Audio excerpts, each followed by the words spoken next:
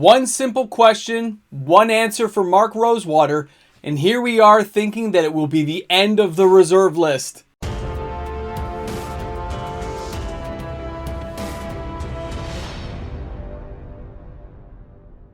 Hey guys, the sky's falling.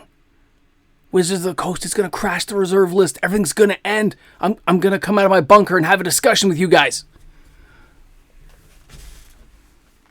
Hey guys, welcome back.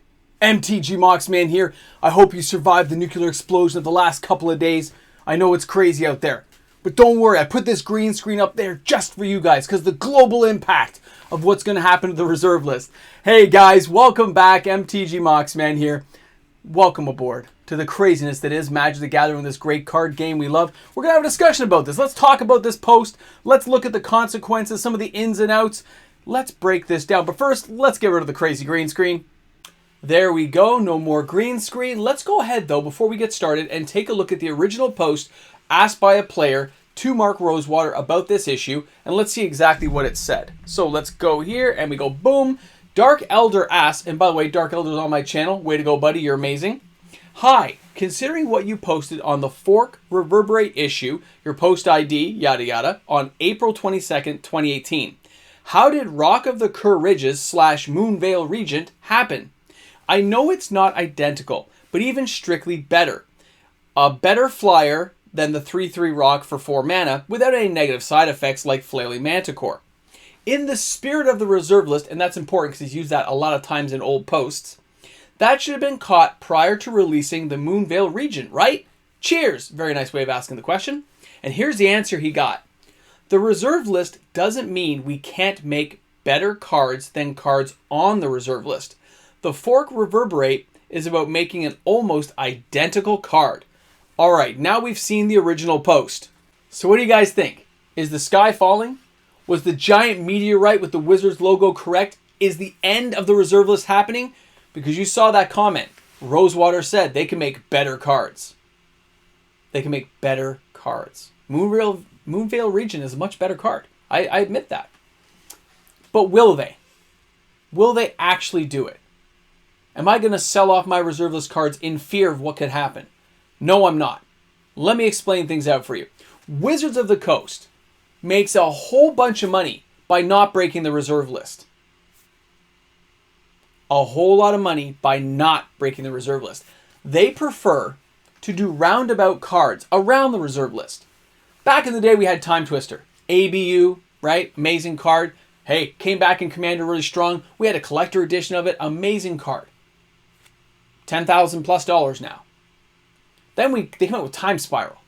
Urza Saga. It's like $200. But it's kind of the same thing as a Time Twister. Untaps lands. Very good card. And then Modern Horizons comes out. There's other versions, but Modern Horizons comes out. And they have Echo of Aeons. It's like a $30 card.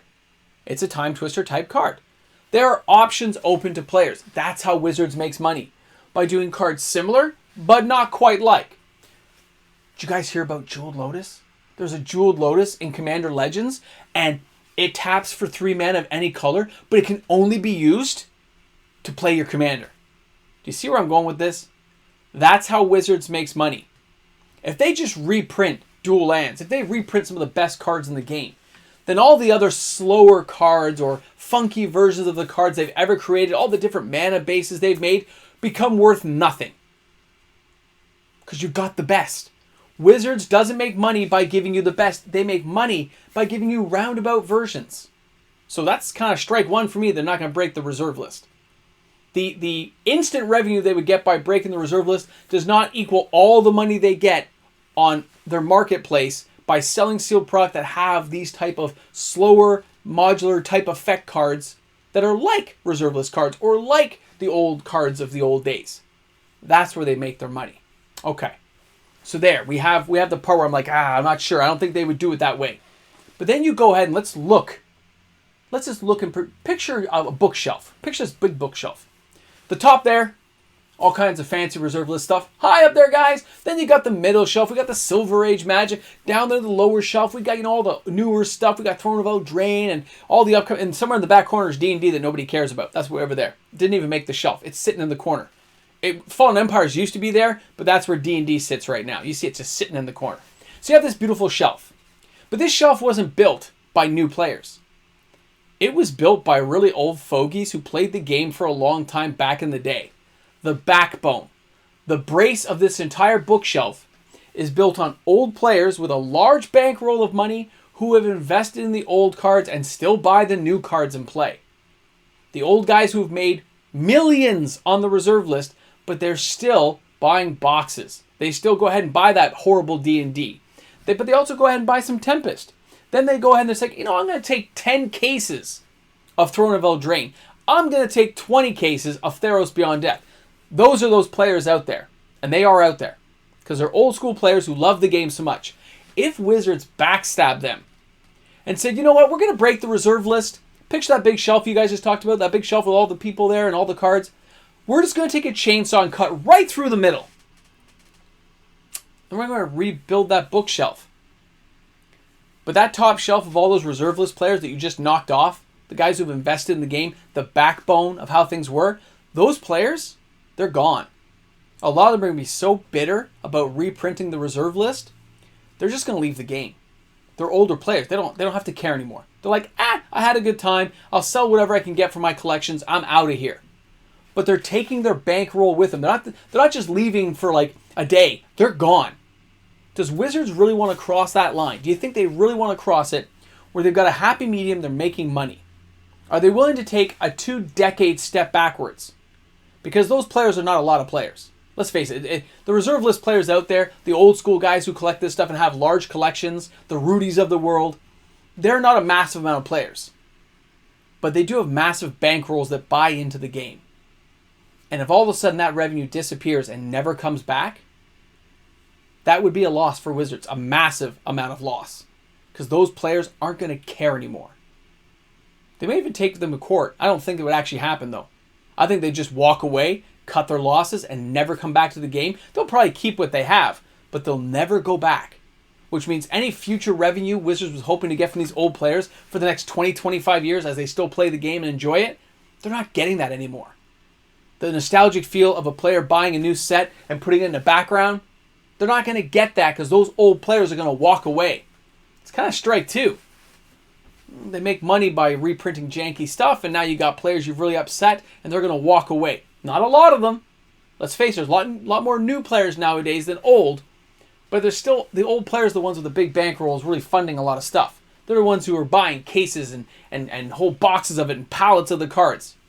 New players do it too, don't get me wrong, but I know old players who just said they would walk.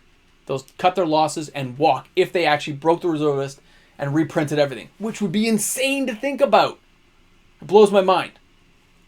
And then, when you get down to it, Wizards' gains for reprinting, say like even a Secret Lair edition, would still cause problems. There's the chance that people would take them to court. There's the chance there'd be legal hassles and battles that maybe they don't want to get into. Maybe they do. Maybe they're willing to cross that line. But there are probably 1 or 2 players out there who would go to court, who've got big enough bankrolls to at least try a class action lawsuit and try to do something to Hasbro, Wizards of the Coast, for breaking the reserve list. I don't know. I'm not that kind of guy. I'm not thinking in big terms like that. But I'm sure somebody has enough money to try at least put something on the table to say, you can't do this. Because if the market dropped and you lose all your money in your cards, that's a lot of value lost. And there'd be consequences to that somewhere down the line. So I look at it and say, I don't think it'll happen just because what's the point of getting to that battle when they're already making good money? Strike 3. 3 strikes, you're out. I don't see in any of these scenarios them actually breaking the reserve list. But making better cards, like a jeweled Mox of some kind, a jeweled Force Field, those kind of vein of cards, right? A library of the Mox Pearl, I don't know. But there are possibilities they would abuse stuff like that and edge around that cookie. They're not trying to get to the center of the Tootsie Pop here. They're trying to be like that film Wanted and bend the bullet. They know where they want to go. They don't want to go through the reserve list. They want to go around it, under it, over it. They don't want to go through it. They can make a lot of money just going around the outside without breaking everything.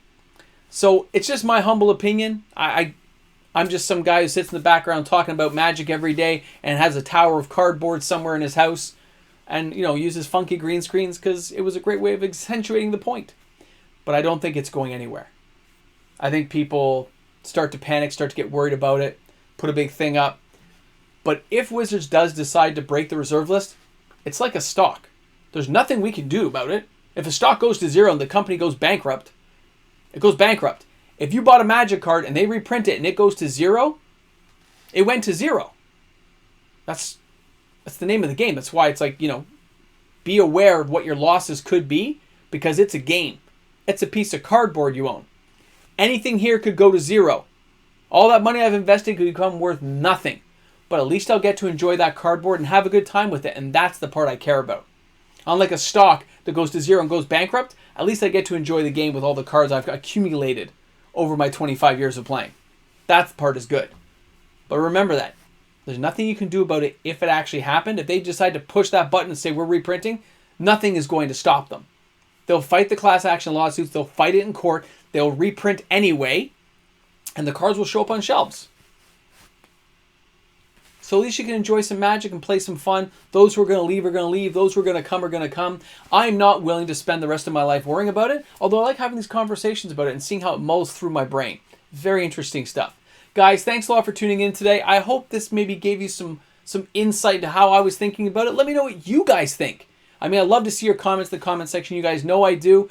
And of course, I care about what you think. So guys, have a wonderful day today. Thanks for tuning in. If you made the video this far, if you made it to the very end, let's say cookie. Let's say cookie, because we talked about the cookie. Or Tootsie Pop. I'll take either one. That's a good way of looking at it. Have a great day, and I'll see you guys tomorrow. Oh yeah, live stream tomorrow. We have a live stream tomorrow. And of course, amazing shout out to each and every one of my supporters on the Patreon, on my YouTube memberships. Thank you so much, guys, for making this possible each and every day. Patrons, you are the gods of the channel. Thank you, everyone, for watching. I look forward to seeing you guys in the live stream tomorrow, 6:30 Eastern Standard Time. If they reprint the reserve list,